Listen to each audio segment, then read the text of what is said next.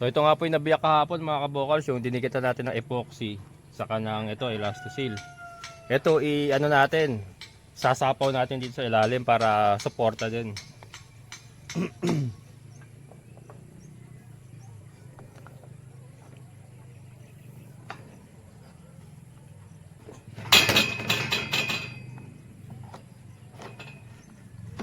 Yun.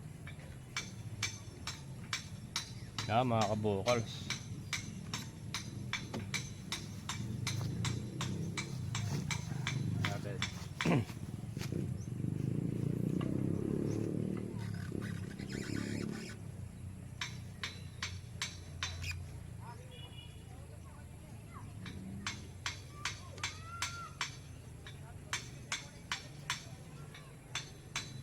Yan.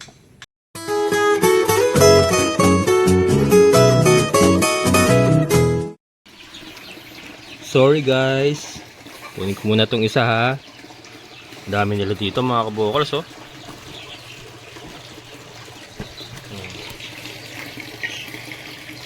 Dito sila nag-umpukan kaya lang kailangan ko to. Sorry.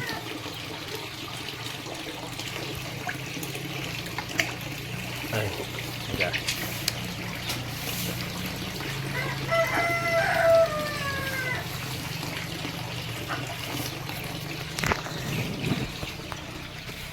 Ayan. Kailangan ko ito. Layo pa rin pala.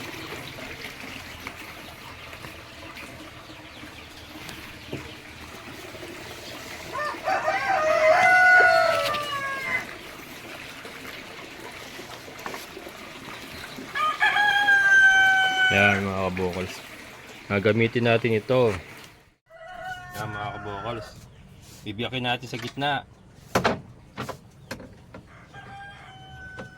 Tama ba sa gitna? Oh, gitna kasi hindi papasok eh pag ano eh. Gitna.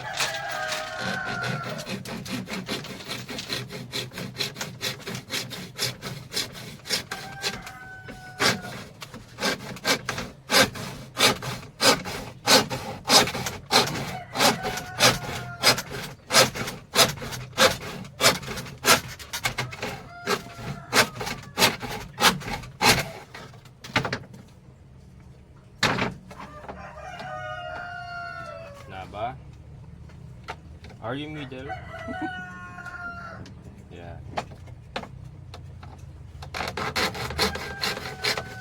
Medyo ano natin. Medyo sobra natin sa gitna. Yayakap naman yan pag ano. Yeah. Sobra natin sa gitna. Sobra sa gitna mga kabokals.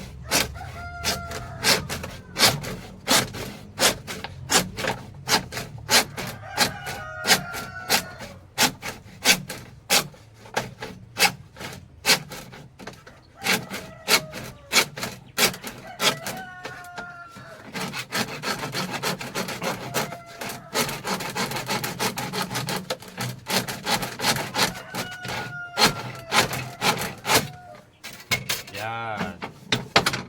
Can you see the look? Can you see the look? Ayan.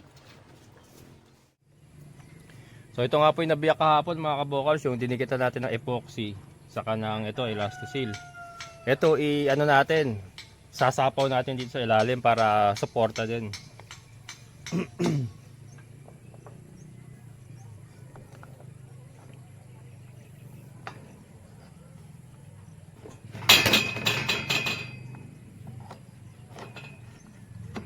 Yun. Yan mga kabokals.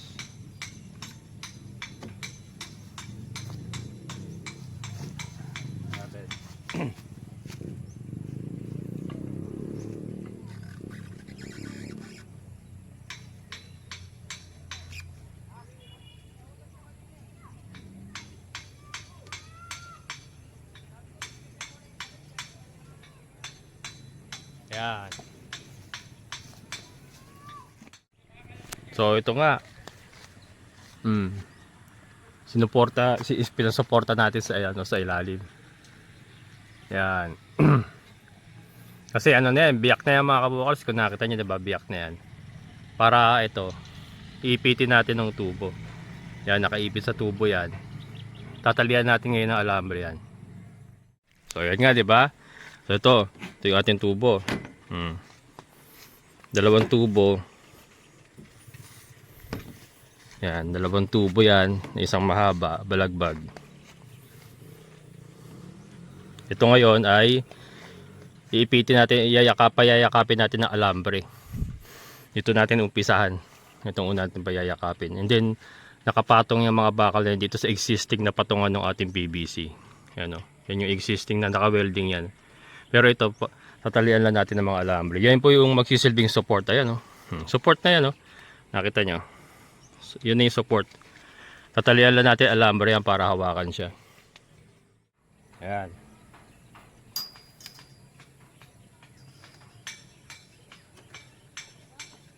Ito kailangan to, alalay lang tayo sa ano. Alalay lang sa higpit kasi may lamat na itong ano natin. Baka bumigay na naman. Pero ito nakakalang naman ito. Ito yung support eh.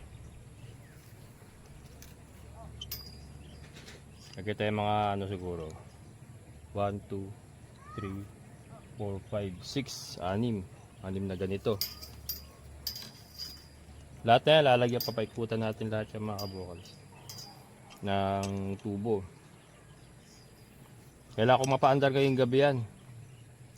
Kasi ano eh, yung ammonia ba, hindi gumagana yung ating biofilter eh. Kaya kailangan mapaandar ko ngayon yan. Yan ang mga kabukals, so alambre lang yan. Payayakapin lang natin alambre.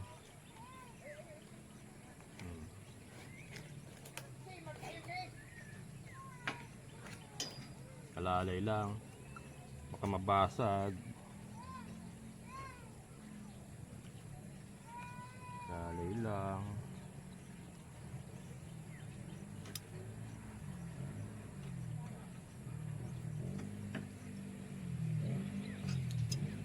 Tama lang na ano, tama higpit lang. Yan. Na. Tapos dito din. Ayan, again sa mga bago sa channel ko, baka nagtataka kayo sobrang taas ng aking aquaponics. Kasi nga po itong area to ay sugaan ng ating mga kambing. Kaya sinadya po nating itaas ito para hindi po maabot ng mga kambing natin.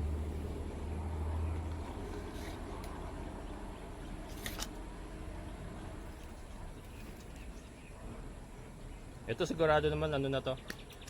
Susuporta na ito. Ano na ako kasi medyo pag wala itong tubo mga kabukals, pinandar ko, medyo kabado kasi mamaya sa gabi mag-fail, sa gabi bumitak. Tapos maubos yung tubig sa fish pan, masunog yung motor. Paktay lahat ng ulang natin. As of today, Martes, wala tayong patay mga kabukals. Ano ba to? Pang-4 na araw na yata walang patay. Bukas ay 1 week na sila. Miyerkules, 1 week na sila sa atin. Kaya gusto ko na mapatakbo yung biofilter. Kasi yung ammonia nag-accumulate eh. Kailangan ma-neutralize yun. Malaking tulong to kasi yung biofilter natin na yan.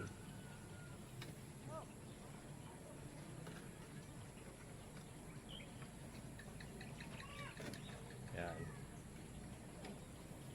Lalay lang. Tingin ko may lamat na yun dati pa mga kabukals, yung bubigay na yun. Yung sa pag ano namin ni Kuya Greg dito pagbutas namin. Tingin ko na lamata na siya. Lumakad na lang yun. Kaya lang syempre ito maganda pa rin na ano. Maganda pa rin na may ganito. May tubo. Kasi mabigat talaga yung tubig. Meron mo yung ikakarga dito eh. Halos 2 drum na Orocan. Yung dito pa lang yung tumatakbo pa lang dito sa ano. Sa mga tubo na ito. So mabigat talaga, malaki. Ayan.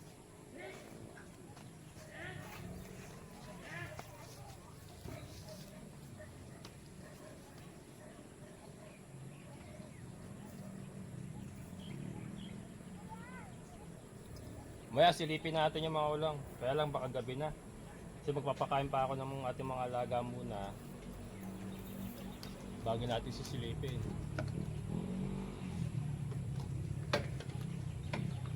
Yan.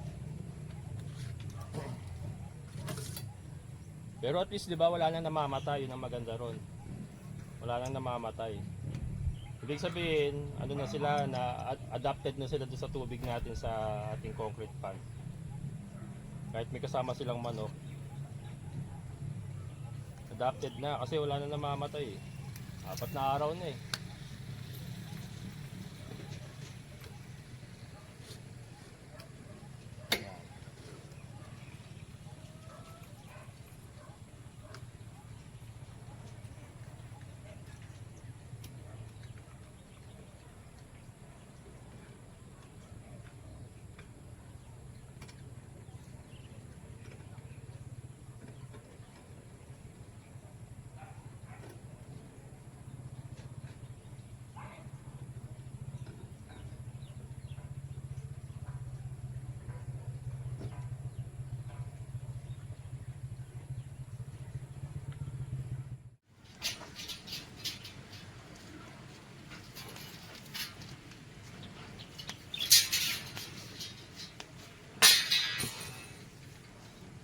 Yan, sa kabila naman mga kabukal. Kabilang side naman.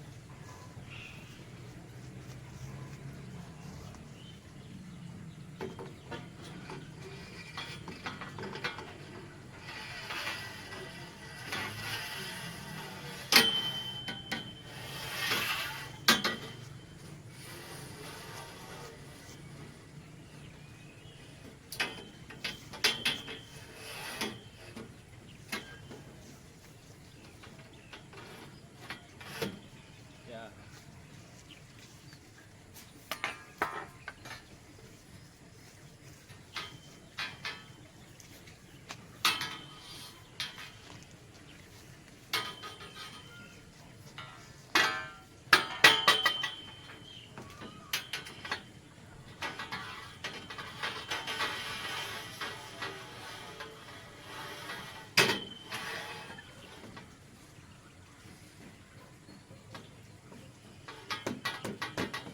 Buti sakto-sakto itong tubo mga kabukal to, sa mga patungan. Hindi na ako masyadong nahirapan.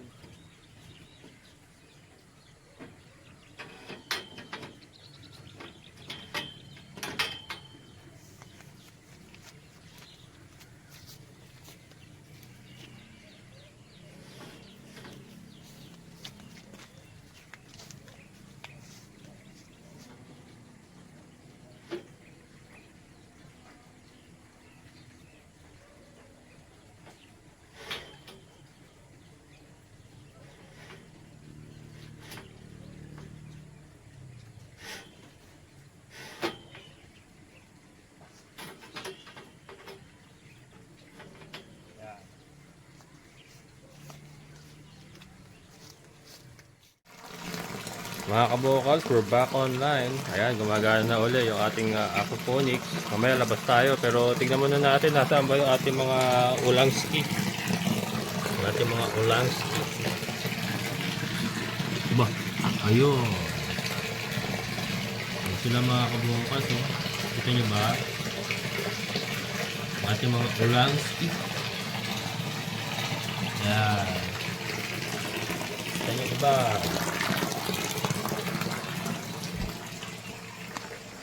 Pinatay ko na yung backup. Balik tayo dito sa ating submersible. Yun oh. Active talaga mga kabukas oh. Pagkagabi oh. Oh. Yan. Napansin nyo ba wala na masyadong kitik-kitik? Yan. Natsyatsaga natin sa pag-scoop. Laki na ito oh. Wala tayong patay mga kabukals. Ayan as of Tuesday. Yan, wala tayong patay. Dami oh. Ito dami, ayan. Kita nyo ba? Nasa labas sila lahat. Ayan o, ayan o.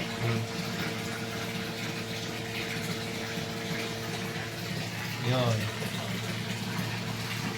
Active talaga pagkagabi mga kabokal. So yun, labas tayo, tingnan natin kung okay ba yung ating repair na ginawa. Pero yan, so far so good naman. At ito yung mga ulang natin, so far so good. At wala nang namamatay mga kabokal. Wala nang namamatay.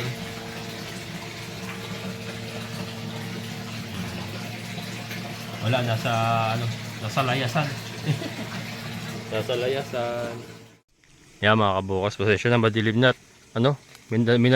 Pinilit ko talagang tapusin. At nagpakain pa tayo ng mga alaga natin. Ito yung nag-crack. Ayan yung nag-crack mga kabukals. So ito nga po yung tinapal natin na retaso. Ayan o. Ayan. Retaso yan yung tinapal natin kanina. Tapos tinalian natin siya alambre para ipitin siya nitong ating tubo. Yung tubo nga po na ayan o. So, naka-reinforce na po ng tubo yan. Ayan.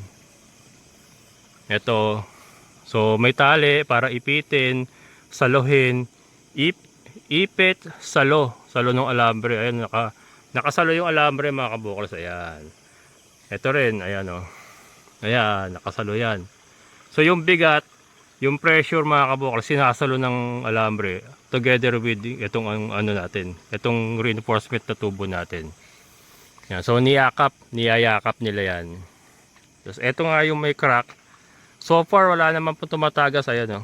Wala po tumatagas. Kung may tagas yan, dapat may tumutulo. Pero wala. Wala tayong tagas. And then ayan, nakaipit yan. Yan. Lahat na yan, nalagyan ko. Ayan o. Itong kabila. Yan. Puro may reinforcement na yan. Ito, alambre. Yan, alambre. Yan. Diba? Matibay na rin yan mga kabukals. Tapos ito, pinapos kasi ako na pinaputol ko kasi doon sa hardware eh. Kinapos. O, ang ginawa ko, inekis ko na lang. Inekis ko. Importante lang naman masuportahan yung gitna eh. Nandiyan ang pressure eh, sa gitna eh. So yan, nakalapat siya sa gitna, silang dalawa. Nakalapat silang dalawa. Sa gitna, ayan. Ano ko na lang, kasi hindi umabot eh. So, biniyak ko sa gitna, isang buo kasi biniyak ko sa gitna. Kaya lang yung isa pala dapat mas mahaba. Ang ginawa ko kasi pantay. 300 meters pareho. Centimeter. 300 centimeter pareho. Kaya lang yung isa pala dapat maiksi, yung isa mahaba. Kasi pag ganyan yung ating yung ating patungan. Pero okay na rin naman yan. Importante yung gitna masuportahan eh. Yan naman ang importante dyan eh. Saka yan yung maiksi eh. Ayan o, yan yung maiksi. Ayan.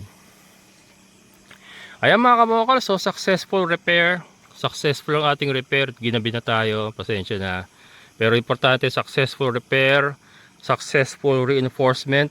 Yan, reinforcement para sa tibay ng ating aquaponics pipe. Ayan.